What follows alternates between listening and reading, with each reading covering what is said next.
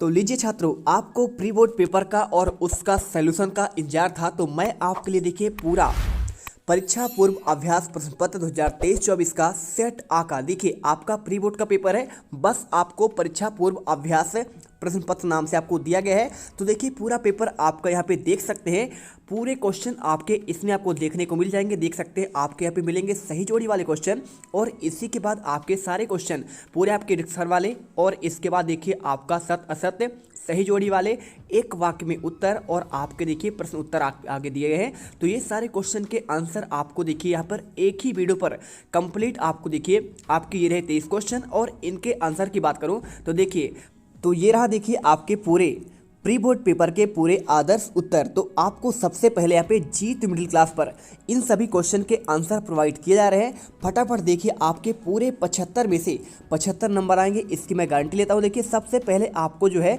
यहाँ पे आते हैं आपके ऑब्जेक्टिव आंसर, और मैं आपको यहीं के आपके सभी आंसर प्रोवाइड करना स्टार्ट कर देता हूँ। देखिए पहला आपका लिखा है, वीर गाथा काल के श्रेष्ठ महाकाव्य का नाम क्या है? पद्मावत है, पृथ्वीराज रासो है, साकेत है, या फिर आपका देखिए रामचरितमानस है। तो आपको उत्तर देखिए यहाँ पर आपको कर देना है, देखिए क्या कर देना है आपका पृथ्वीराज रासो। सेकंड क्वेश्चन देखिए आपको जो इसमें दिया गया है, कैदी और कोकला कि आपकी रचना कौन रही? रचना किनकी है? रामधारी सिंह दिनकर की है, जयशंकर प्रसाद का है, महादेवी वर्मा का, या फिर आपका देखिए माखनलाल चतुर्वेदी का। तो आपको उत्तर देखिए द नंबर माखनलाल चतुर्वेदी करना है। क्वेश्चन देखिए तीसरा, काव्य के आपके भेद माने जाते हैं 2, 3, 4, या फिर देखिए आपके यहाँ पे 6। तो आपको उत्तर जो है यहाँ पर कर देना है, देखिए आपका 2 कर देना है। इसके बाद देखिए क्वेश्चन आपका चौथा आता है, झूरी के साले का नाम क्या था? क्या मोती नाम था यहाँ पे देखिए, या फिर आपका देखिए सुरेश, गया, या फिर आपका हीरा। तो आपको उत्तर यहाँ पे करना है, नंबर देखिए गया कर देना है। क्वेश्चन देखिए पांचवा, विचार विनिमय के माध्यम को कहते हैं? क्या आपका संभाषा कहते हैं, शब्द कहते हैं, क्रिया, या फिर आपका वाक्य। तो उत्तर आप देख सकते हैं आपका यहाँ पे हो जाएगा, विचारों के विनिमय के आपके माध्यम को भाषा कहते हैं। फाणेश्वर नाथ रेणु के प्रसिद्ध आंचलिक उपन्यास का नाम क्या है? देहाती दुनिया, गोदान, मैला आंचल, और आपका साकेत। तो उत्तर आपको देखिए लिख देना है मैला आंचल। और इसके बाद देखिए आपका जो दूसरा आता है, रिक्त स्थानों की पूर्ति करने के लिए पूछा गया है। तो कबीर खान बार बार डैश डैश में जन्म लेना चाहते हैं? गोकुल में, मथुरा में, या फिर आपका हरिद्वार में। आंसर आप लिख दीजिएगा देखिए ब्रज गोकुल में। सेकंड देखिए, कविता के शाब्दिक अनुशासन का नाम क्या है? छंद, रस, अलंकार। तो देखिए आंसर आपको यहाँ पे छंद कर देना है, ठीक है। इसके बाद देखिए अर्थालंकारों में चमत्कार डैश डैश के कारण होता है? पद, शब्द, या आपका देखिए आपका अर्थ के कारण। तो आंसर आपको देखिए यहाँ पे शब्द कर देना है। महादेवी वर्मा के बाबा उन्हें क्या बनाना चाहते थे? वकील, कवित्री, फिर विदुषी। तो आंसर देखिए आपका इसमें विदुषी हो जाएगा। इसके बाद देखिए अनंत का विलोम डैश डैश है? तो विशाल, अंत, फिर आपका बड़ा। तो आंसर देखिए आपको इसमें अनंत का विलोम आपका हो जाएगा। देखिए अनंत का आपका जो होता है ना, जो कभी अंत ही ना हो, और इसका आपका अपोजिट हो जाएगा, यानी आपका अंत हो जाएगा, ठीक है। इसके बाद देखिए रीढ़ की हड्डी एकांकी में कुल कितने पात्र हैं? 4, 5, या फिर 6। तो आंसर देखिए आपको इसमें रीढ़ की हड्डी एकांकी में कुल आपके 6 पात्र आपके हो जाएंगे, ठीक है। चलिए इसके बाद आपका देखिए यहाँ पे आते हैं सत्य असत्य वाले क्वेश्चन। क्वेश्चन में आपका दिया गया देखिए, निम्नलिखित कथनों के समक्ष सत्य या फिर असत्य आपको लिखना है। कबीर एक कैब के समाज सुधारक थे? तो बिल्कुल आपका देखिए इसमें आंसर आपको सत्य करना है। सेकंड देखिए, संचारी भावों की संख्या क्या आपकी 35 है? आपको इसमें आंसर कर देना है, असत्य करना है, ठीक है, क्योंकि आपकी 33 होती है। अब देखिए मंगोलों का मुंह लाल होता है? तो बिल्कुल देखिए आपका जो मंगोलियन आपके मंगोलाइड होते हैं, जैसे आपका चंगेज खा आपने नाम सुना होगा, तो वो आपके मंगोल के थे, और उनका आपका मुंह लगभग लाल होता है। कहानी गद्य की गौड़ विधा में आती है? तो आपको देखिए इसमें आपको सत्य करना है। और इसके बाद भूपति में क्या आपका ती उपसर्ग है? तो देखिए भूपति में अगर देखा जाए ना, तो आपका भू आपका उपसर्ग होगा, तो भूधन पति, यानी आपका भू उपसर्ग है, लेकिन यहाँ पे ती दिया गया है, तो आपका इसमें असत्य करना है। अब इसके बाद देखिए अगला क्वेश्चन आपका दिया छठा, लेखिका मृदुला गर्ग की तीसरी नंबर की बहन का नाम क्या आपका चित्रा था? तो देखिए आपको बिल्कुल आपको इसमें सत्य कर देना है, क्योंकि उनकी तीसरी बहन का नाम आपका यहाँ पे चित्रा ही था। देखिए अब यहाँ पे आपके जो आते हैं सही जोड़ी वाले आपके क्वेश्चन आते हैं। तो सही जोड़ी के आपके जो आंसर है ना, यहाँ पर देखिए आपको मैं इस वीडियो के आपके कमेंट बॉक्स में और आपका डिस्क्रिप्शन में एक आपका वेबसाइट का लिंक दिया है, तो जाइए और देखिए इनके आपके सही जोड़ी के जो आंसर है ना, आपको पूरा पीडीएफ में आपको मिल जाएगा। तो पीडीएफ सॉल्यूशन आपको है डिस्क्रिप्शन बॉक्स में आपको दे दिया जाए, फटाफट जाइए और इनके आंसर देख लीजिए, क्योंकि यदि आप पीडीएफ से करेंगे ना, तो आप डेफिनेटली बहुत ही शानदार तरीके से आपको आंसर पे पूरा पीडीएफ आपको मिल जाएगा। और इसके बाद चलिए देखते हैं आपके इसके क्वेश्चन आपका 5वां आता है, निम्नलिखित प्रश्नों के उत्तर आपको एक एक आपके वाक्य में लिखना है। तो देखिए, गाँव में शहरी मेहमान यानी दामाद की तरह सज धज कर कौन आया? क्या आपका मेघ आया था, या फिर आपका देखिए यहाँ पे कौन आया आपको ये बताना है। तो प्रबंध काव्य के भेदों के आपको नाम लिखना है। देखिए तो प्रबंध काव्य के यहाँ पे जो भेदों के नाम है ना, यहाँ पे आपका देखिए कौन सा हो जाएगा, महाकाव्य हो जाएगा और आपका इसमें हो जाएगा खंड काव्य। ठीक है, तो आपका ये हो गया प्रबंध काव्य के। और श्यामाचरण दुबे ने किस विश्वविद्यालय में पीएचडी की उपाधि प्राप्त की थी? तो आपको उत्तर देखिए नागपुर विश्वविद्यालय करना है। इसके बाद देखिए चौथा, रचना के आधार पर वाक्य के कितने भेद होते हैं? तो आपको उत्तर देखिए आपको इसमें 3 कर देना है। इसके बाद देखिए लेखिका मृदुला गर्ग की परदादी ने मंदिर में जाकर क्या मन्नत मांगी? तो आपको उत्तर जो लिखना है ना, आपको यहाँ पे लिख देना। देखिए लेखिका मृदुला गर्ग ने दादी से यह मन्नत मांगी थी कि लेखिका की माँ को जो पहला बच्चा हो वह लड़की हो। तो आपको ये उत्तर करना है।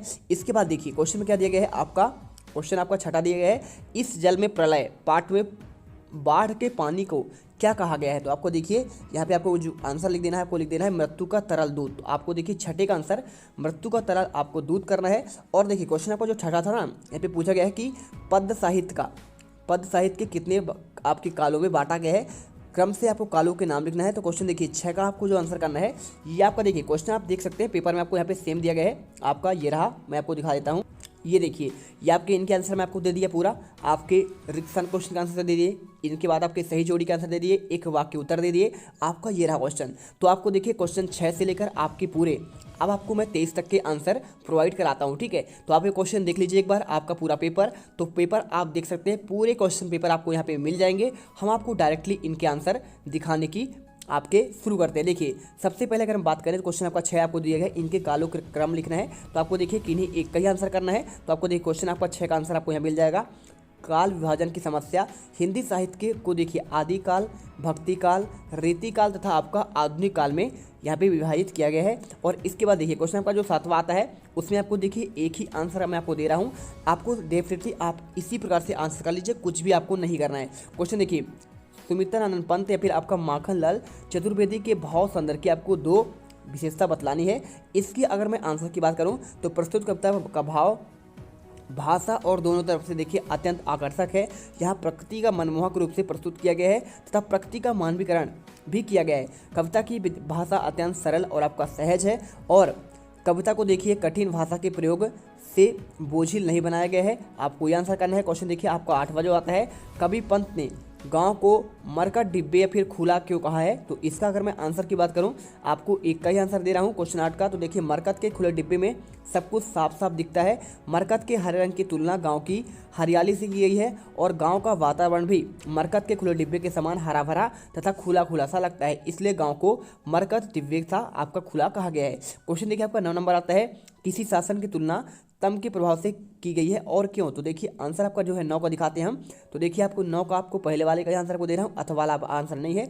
अंग्रेजी शासन की तुलना कवि ने अंधकार के प्रभाव से की है, क्योंकि अंग्रेजी सरकार की कार्यप्रणाली अंधकार की तरह काली थी और यहाँ अन्याय अंधकार का प्रतीक था, क्योंकि अंग्रेजों की शासन प्रणाली आपका अन्यायपूर्ण था। अब इसके बाद क्वेश्चन देखिए आपका 10वां क्वेश्चन पूछा गया है, उसमें सवैया छंद की आपको परिभाषा पूछा गया है। तो देखिए आपको उत्तर जो आपको 10 का लिखना है।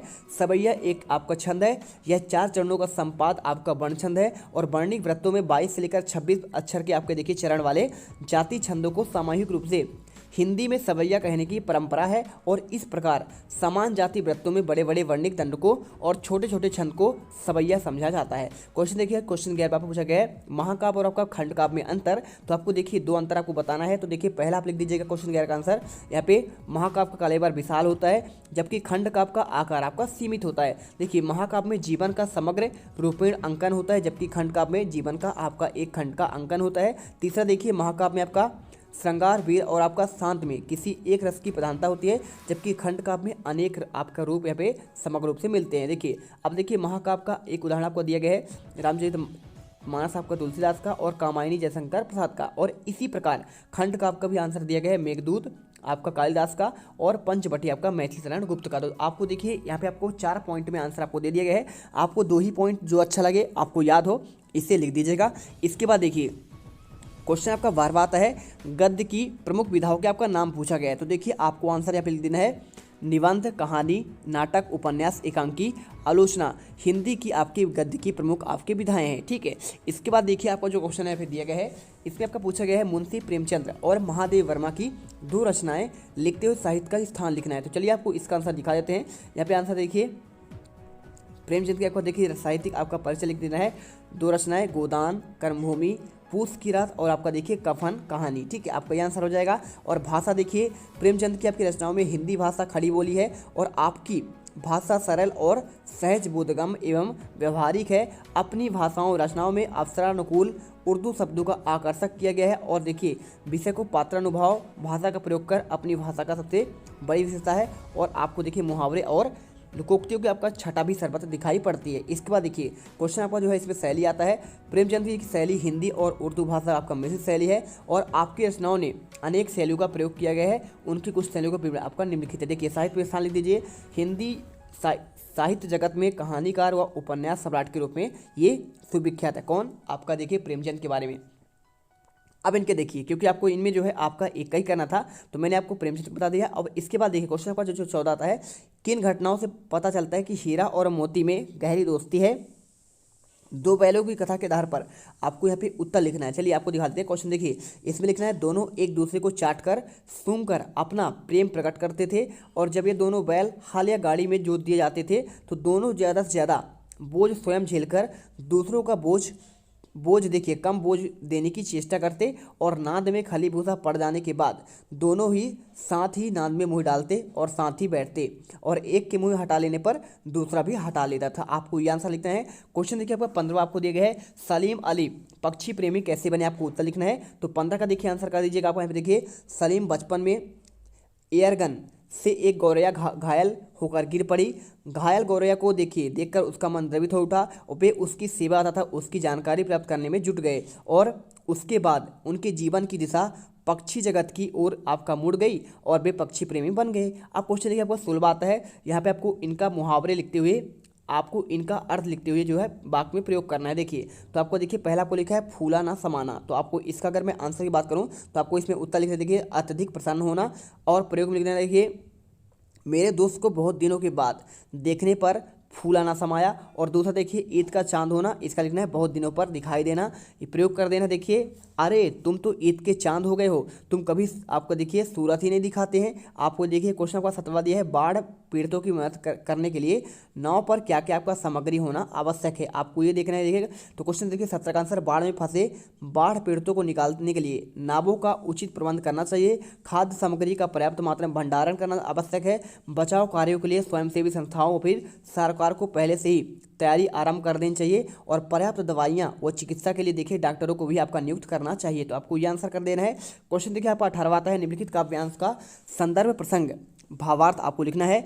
हस्ती चढ़ी ज्ञान को सहज दुलीचा डारी, स्वप्न रूप संसार है भूकंप दे छकमारी। आपको अगर मैं इसके आंसर की बात करूं तो आपको देखिए उत्तर आपको जो है आपको यहाँ पे लिखना है, प्रस्तुत दोहे में कबीर जी ने ज्ञान को हाथी की उपमा और लोगों की प्रतिक्रिया को सोन कुत्ते का भौंकना कहा है। देखिए अब इसमें देखिए क्वेश्चन आपको जो है आंसर आपको जो दिया गया है, ये क्वेश्चन आपको देखिए 18वां, इसमें आपको संदर्भ प्रसंग व्याख्या करना है। तो कैसे लिखना? देखिए आपको लिखना है, देखिए यहाँ पर काव्य सौंदर्य में यहाँ रूपक अलंकार का प्रयोग किया गया है, दोहा छंद का प्रयोग किया गया है और यहाँ साधुक्री भाषा का भी प्रयोग किया गया है। यहाँ शास्त्रीय ज्ञान का विरोध किया गया है और देखिए सहज ज्ञान को महत्व दिया गया है। क्वेश्चन देखिए 19वां, आपको गद्यांश का संदर्भ प्रसंग व्याख्या करनी है। देखिए टोपी 8 आने वाली मिल जाती रही है। इस क्वेश्चन का चलिए आपको संदर्भ प्रसंग व्याख्या कर देते हैं। तो आपको देखिए आंसर मिल जाएगा संदर्भ में, प्रस्तुत गद्यांश हरिशंकर परसाई द्वारा लिखित व्यंग्य प्रेमचंद के फटे जूते से लिया गया है। और इस गद्यांश में लेखक कहते हैं कि उनके पास प्रेमचंद की एक तस्वीर है जिसमें उन्होंने फटे जूते पहने हैं। लेखक कहते हैं कि वे कभी भी उस प्रकार फटे हुए जूतों में फोटो ना खिंचवाते। और इसके बाद देखिए क्वेश्चन आपका जो आता है यहाँ पे 19वां, यहाँ पे आपका इसमें व्याख्या कैसे करना है। तो देखिए लेखक के पास आपको जो है उसी का आंसर है ना, लेखक के पास जो प्रेमचंद की तस्वीर है उसमें प्रेमचंद मोटे कपड़े की टोपी पहनी हुई है और गाल देखिए गाल यहाँ पे पूछे हुए थे।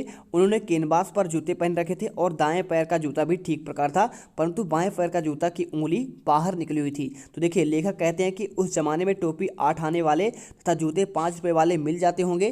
प्रेमचंद जी को किसी से जूते उधार लेकर फोटो खिंचवानी चाहिए थी और लोग तो फोटो के लिए भी कोट तक मांग लेते हैं और प्रेमचंद जी एक जूता नहीं मांगा गया। वे कहते हैं कि देखिए प्रेमचंद के एक आपके महान उपन्यासकार हैं और आपको ये उत्तर लिख देना है। इसके बाद देखिए कथाकार आपको लिखते कहते हैं कि फटे जूते में फोटो कैसे खिंचवाई है, फिर वे कहते हैं कि प्रेमचंद जी जैसे हैं वैसे ही फोटो में हैं और कोई नहीं। अब देखिए क्वेश्चन आपका जो विषय आता है, भविष्य में आप क्या बनना चाहते हैं, इस विषय पर अपने बड़े भाई से संवाद दिखना है। तो देखिए आपको जो उत्तर करना है अक्षर, आपका देखिए ये आंसर आपको पूरा दिया गया है। अक्षर और आपका विमल के बीच में आपका यहाँ पे संवाद हो रहा है, तो इनका आंसर आपको जो है देखिए आपको इसे देखकर पढ़ लेना है। तो फटाफट देखिए आप इसमें आंसर यहाँ पे लिख लीजिए, ठीक है। इसके बाद देखिए क्वेश्चन आपका 21वां आता है, अपठित काव्यांश और गद्यांश को पढ़कर प्रश्न आपको उत्तर देना है। गद्यांश का देखिए शीर्षक पूछा गया है, समय किसका मित्र है और भावार्थ। तो देखिए आंसर आपको जो है ना यहाँ पे लिख देना है, शीर्षक आपका समय का महत्व और किसका मित्र, देखिए समय मित्र कर्म और सत्य का है, और आपको देखिए भावार्थ आपको यहाँ पे ये मिल जाएगा। तो आप इसका आंसर जो है स्क्रीनशॉट कर लीजिए। और इसके बाद देखिए यहाँ पर आपको 22वां क्वेश्चन आता है, अपने प्रचार को स्थानांतरण प्रमाण पत्र हेतु आवेदन पत्र आपको लिखना है। तो चलिए आपको इसका आंसर भी आपको बता देते हैं। अपने प्रचार महोदय को स्थानांतरण प्रमाण पत्र हेतु एक प्रथम पत्र सेवा में श्रीमान प्रचार महोदय, और इसके बाद देखिए अपने विद्यालय का अपना लिख दीजिएगा, देखिए विषय में लिख दीजिएगा स्थानांतरण प्रमाण पत्र हेतु आवेदन पत्र। और इसके बाद आपको देखिए पूरा आपको लिख देना है मैटर, आपका सबने नाम लिख देना है कि आपके विद्यालय का कक्षा 9वीं का छात्र भी छात्रा हूँ, मेरे पिताजी का स्थानांतरण भोपाल से इंदौर के लिए हुआ है और मैं अपना अध्ययन जारी रखना चाहता हूँ, इसलिए मुझे स्थानांतरण प्रमाण पत्र की आवश्यकता है, अतः मुझे स्थानांतरण प्रमाण पत्र प्रदान करने की महान कृपा करें। और आपकी आज्ञाकारी छात्रा नाम और कक्षा और दिनांक आपको यहाँ पे लिख देना है। इसके बाद देखिए आपका 23वां आता है, किसी एक पर आपको निबंध लिखना है, जल संरक्षण, पर्यावरण, प्रदूषण, मेरी प्रिय पुस्तक। आपको इन विषय पर आपको देखिए उत्तर आपको लिखना है।